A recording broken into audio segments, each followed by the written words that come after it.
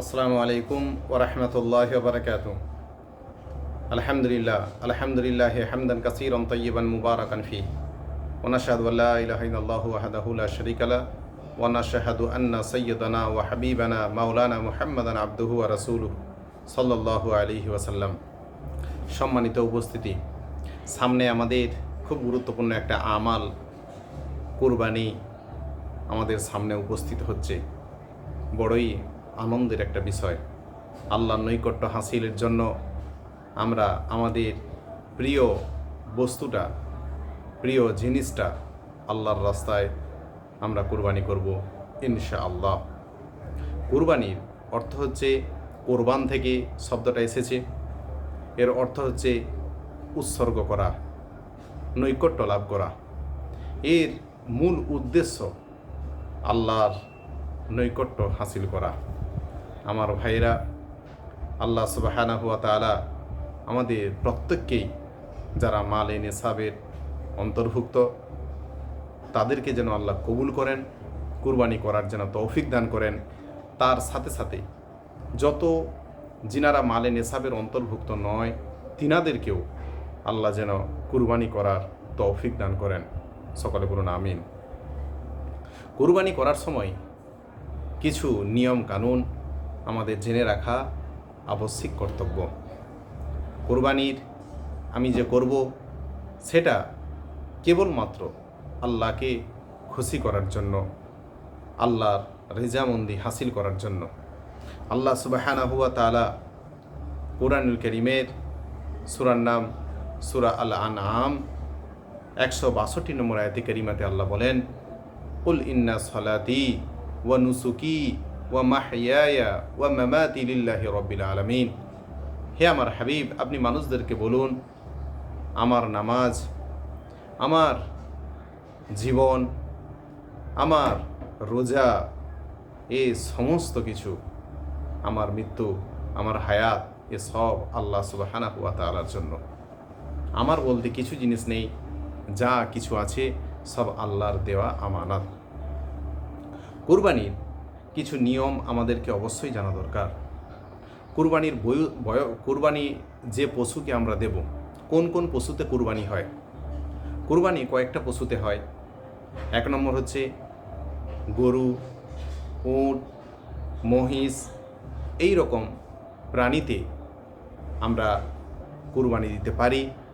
তার সাথে সাথে আমরা উট, ছাগল, ভেড়া, দুম্বা এই সমস্ত প্রাণীর দ্বারাও কুরবানি করা যায়। আমরা এবারে জানব কুরবানির পশুর বয়স সম্পর্কে। যদি আপনার কুরবানির পশু গরু, মহিষ বা উট এই জাতীয় প্রাণী হয়, তখন ওই প্রাণীতে 7টি ভাগ, 7টি নাম দেওয়া যেতে পারে বা দেওয়া যায়। এবারে আসুন, যদি আপনার ভেড়া, ছাগল বা দুম্বা এই জাতীয় যদি প্রাণী হয়, তাহলে একটা নাম, একটা ভাগ দেওয়া যায়। এবার আমরা জানব কুরবানির পশুর বয়স সম্পর্কে। যদি কুরবানির পশু উট, মহিষ বা গরু হয়, তাহলে তার বয়স আলাদা আলাদা হবে। উটের ক্ষেত্রে কমপক্ষে যেন 5 বছর বয়স হয়। গরু, মহিষের ক্ষেত্রে কমপক্ষে যেন 2 বছর বয়স হয়। আর ছাগল, ভেড়া, দুম্বা এই জাতীয় প্রাণীর ক্ষেত্রে কমপক্ষে যেন 1 বছর বয়স অতিক্রান্ত হয়।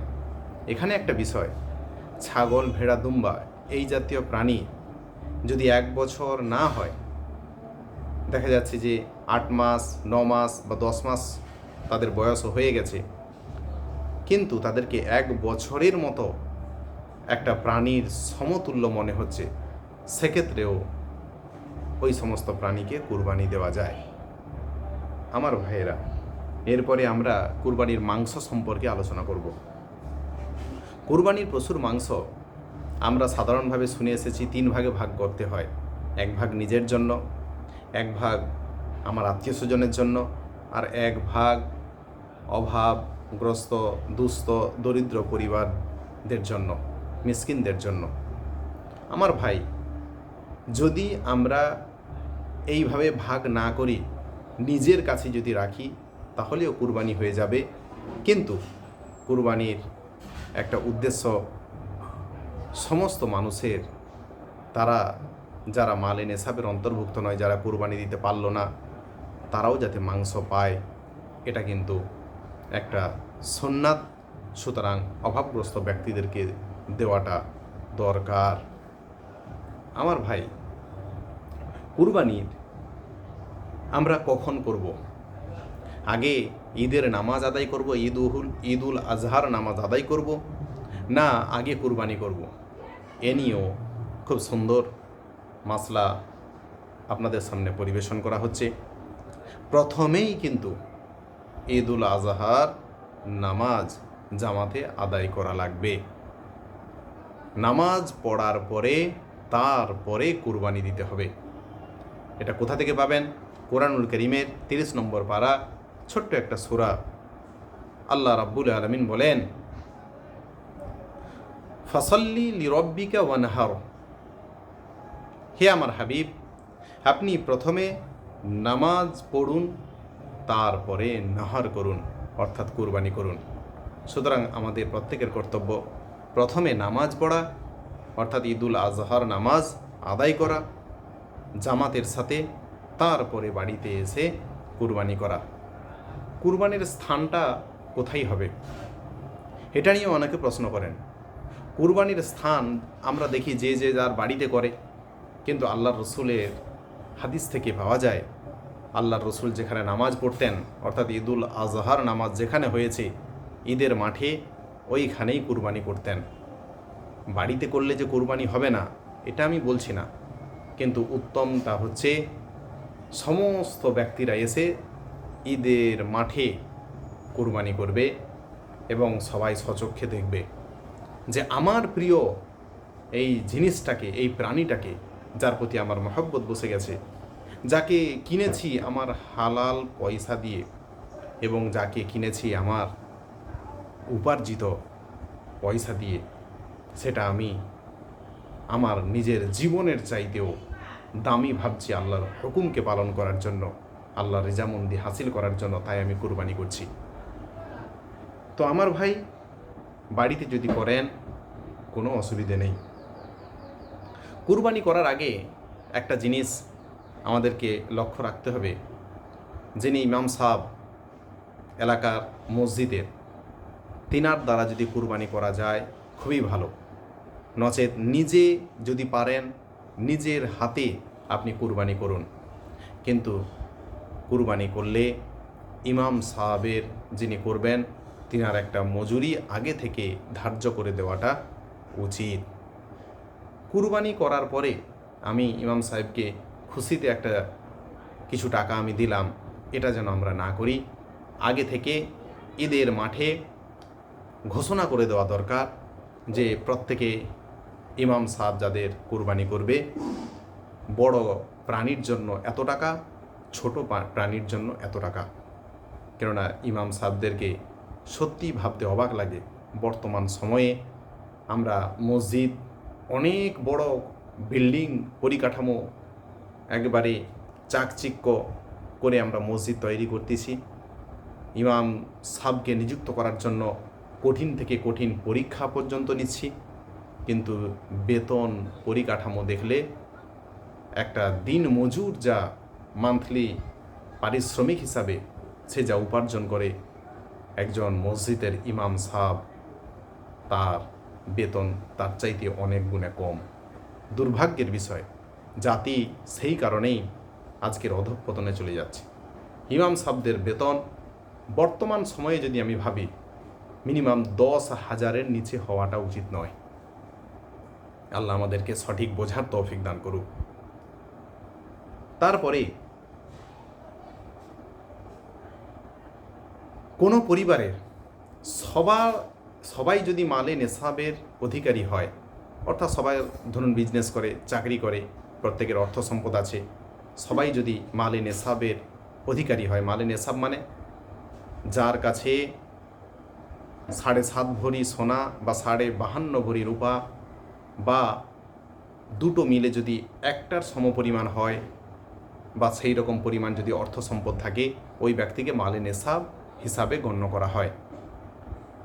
তো যদি কোনো পরিবারের ধরুন 5 জন মেম্বার আছে, 5 জনই মেম্বার, 5 জনই সদস্য, সকলেই মালে নেসাবের অধিকারী, সাহেবে নেসাবের অধিকারী, তাহলে প্রত্যেককেই কুরবানি দেওয়া ওয়াজিব। এবারে যদি একটা ধরুন প্রাণী কিনেছে, প্রত্যেকে যদি সমানভাবে শরিক হয়ে যদি কুরবানি দেয়, সেটাও জায়েজ আছে।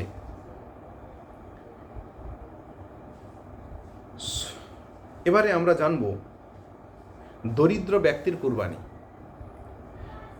কুরবানি দরিদ্র ব্যক্তির উপরে ওয়াজিব নয়। ইসলাম কারো উপরে জোর করে কোনো কিছু চাপিয়ে দিতে চায় না। কোরআনুল কারীম সূরা বাকারা আল্লাহ সুবহানাহু ওয়া তাআলা প্রায় শেষের দিকে জানাচ্ছেন, লা ইউকাল্লিফুল্লাহু নাফসান ইল্লা উসাহা। আমি কোনো মানুষের উপরে এমন কোনো কিছু চাপিয়ে দেইনি যা তার জন্য কষ্টসাধ্য হয়।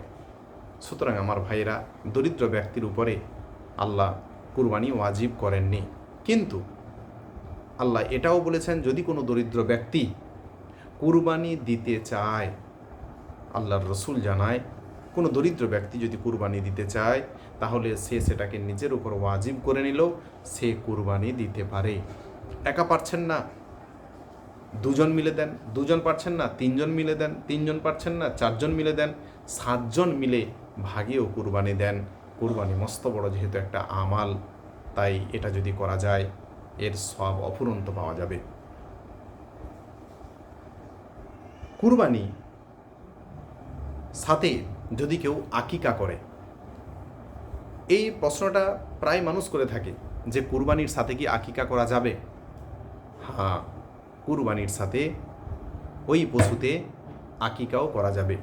তবে যদি গরুতে আপনি কুরবানি করেন, মহিষে কুরবানি করেন বা উটে কুরবানি করেন, ওই পশুতে আকিকা করলে 2টো অংশ, ছেলে হলে 2টো অংশ আর মেয়ে হলে 1টা অংশ আপনাকে আকিকা হিসাবে নির্ধারণ করতে হবে। অনেকে মনে করেন বা অনেকে বলেন যে কুরবানির পশুর সাথে আকিকার সম্পর্ক নেই, কুরবানির পশুতে আকিকা যুক্ত করা যাবে না। কিন্তু আমরা মনে করি যে কুরবানির পশুর সাথে আকিকাও করা যাবে। এটা আছে ফাতাওয়া সামির মধ্যে,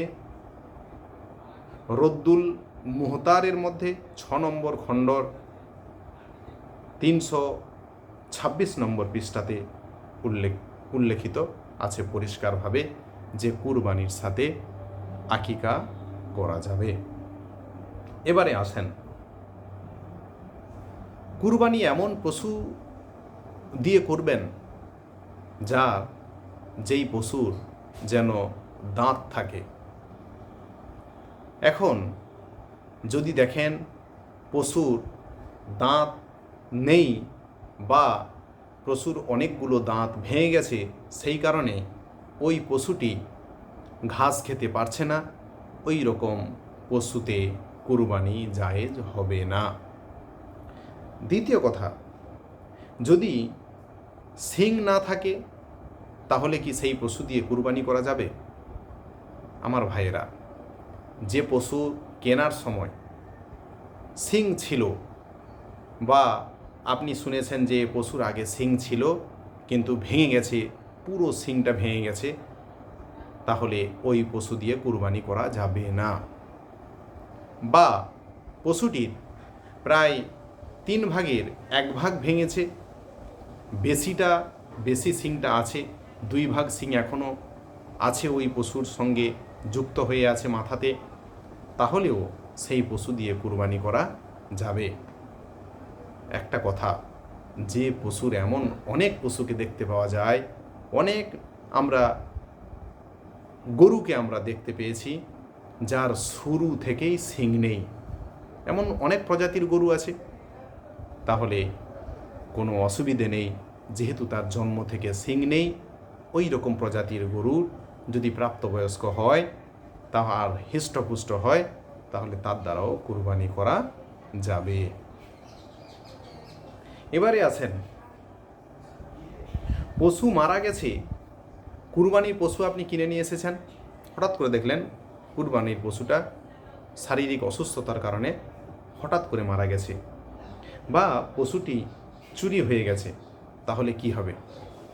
যদি আমি আপনি সাহেবে নেশাবের অন্তর্ভুক্ত হই এবং পশুটি যদি কিনে নিয়ে আসি কুরবানির উদ্দেশ্যে, তাহলে যদি মারা যায় বা চুরি হয়ে যায়, যেহেতু সাহেবে নেশাব মানে তার যথেষ্ট পরিমাণে অর্থ সম্পদ আছে, আল্লাহ তাকে দিয়েছেন, আবার নূতন করে একটা পশু কিনে তারপরে কুরবানি দিতে হবে।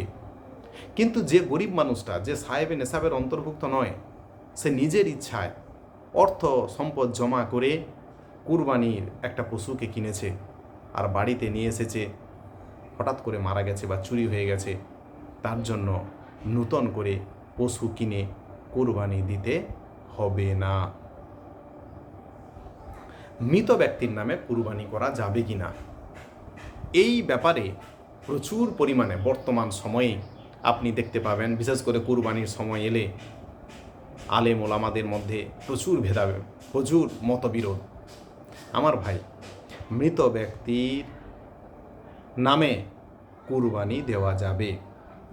মৃত ব্যক্তির নামে মানে এ না যে মৃত ব্যক্তির উদ্দেশ্যে আমি কুরবানি দিচ্ছি, উদ্দেশ্য তো আমি আল্লাহকে খুশি করার জন্য দিচ্ছি। আমরা যে কোন কোন ব্যক্তির নামে শরিক হয়ে ওই ব্যক্তি অর্থ নিয়ে বা শরিক করে যে আমরা কুরবানি দিই, তাহলে সেই হিসাবে মৃত ব্যক্তির নামে কুরবানি দেওয়া যাবে।